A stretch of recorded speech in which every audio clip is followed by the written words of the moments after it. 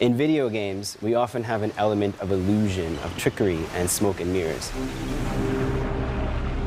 In order to emulate the complexity of water, we must start with research and reference. I couldn't even begin to count how many hours I've spent studying water over the years. To create and simulate, first we must understand how it looks, how it moves, how it feels, and how it is affected by the world around it.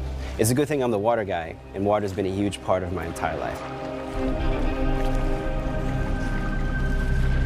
In Skull and Bones, our world is a fictionalized version of the Indian Ocean.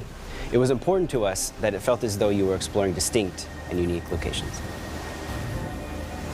Each region has a different look and feel, such as the East Indies looking more gloomy and desaturated versus the open seas with its bright azure blue waters. We also put a lot of effort into the visuals or the rendering of our water. We've improved the way foam forms, we've improved the wave translucency, the way light shines through the waves, and we've also added some new surprises like bioluminescence that you might find sailing around the world at night.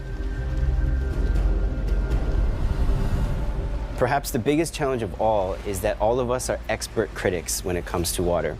We have all seen it and felt it in some way, making it incredibly difficult to do perfectly.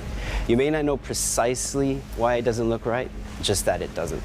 One of the many challenges with water that other environments don't have is that it is constantly in motion. Where terrain, for example, should be static, water needs to move and support the numerous ways players can interact with it. In video games, we often have an element of illusion, of trickery, and smoke and mirrors. Unlike film, we need to render many frames per second, so we could not possibly do it for real. This is particularly true for water, since we cannot simulate billions of particles, give them gravity, drop them, and see what happens. In a nutshell, this is what a lot of game development is. We look for clever ways we can make complicated real-world elements believable in the simplest way possible. It also needs to not only look realistic, but also be adaptable with our gameplay mechanics and ship physics. Speaking of physics, in Skull and Bones, players will have choice over the size and type of ship they want to sail. The size, shape, and weight of a ship all needed to be taken into account with the water system. For example, smaller ships will have less mass, higher buoyancy, and therefore float higher in the water. This means you will feel all the waves much more than on a bigger ship, which will have more mass, sit lower in the water, and have increased drag, yet will not be as impacted by the smaller waves. We put dedicated focus on iteration between wave shape, size, and movement to balance with the way the ship physics behave. It was a constant back and forth iterative process to find something that was visually appealing, felt realistic, and was fun to navigate. The driving force of our wave formation is the fast Fourier transform, or FFT algorithm.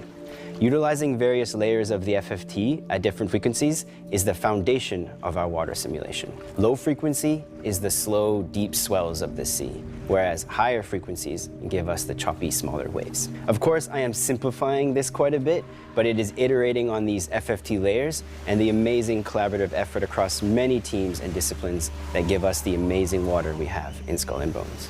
Skull and Bones represents the culmination of years of innovations and advancements. We are incredibly proud of our authentic, diverse, multiplayer naval experience and the water tech that makes it all possible. I hope you enjoy sailing our water as much as we love creating it.